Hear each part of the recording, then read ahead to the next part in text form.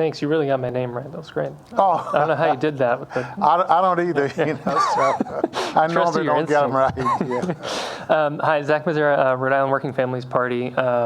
We usually work on election stuff. I'm here in part too because I used to work at Providence Student Union for many years. So a lot of the students who testified earlier, I have known and worked with them and their staff.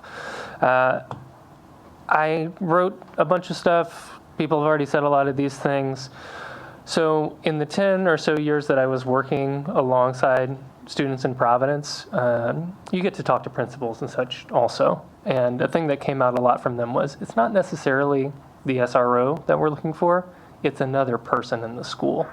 And if the state is willing to fund another person to be in the school, we're going to take it, even if it's an SRO. It's not our preference. We'd rather have someone who's trained as a counselor, as a nurse, as a social worker, but we need a person who can be in the hallway, who can keep an eye on things if students need some help. That's the way that I think they're approaching it. That's what I've heard from people who are principals and have worked in high schools who are on this committee, who are part of your body.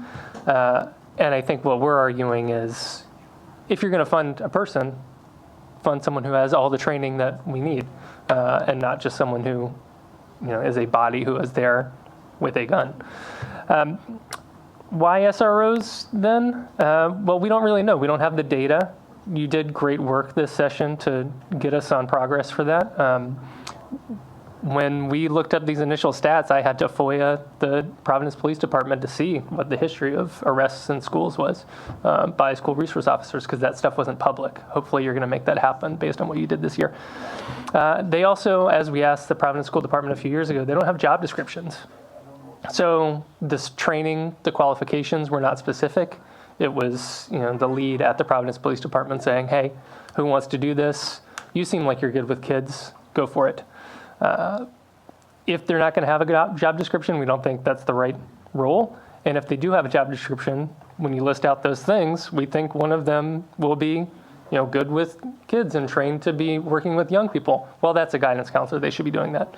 If you list out all of those different specifics, we think at the end, SRO is not the person who needs to be doing those things. And then I think the last thing that I want to say is thank you for some of the stuff that has happened so far. I'm sad that Rep. Slater stepped out of the room because he's actually taken some important action this year. The big thing is the cannabis bill, but he's also a co-sponsor on the Right to Education bill, which has not moved through this body yet. And I'm disappointed that that's the case. If we were going to talk about real solutions for young people, I think that's where we need to start.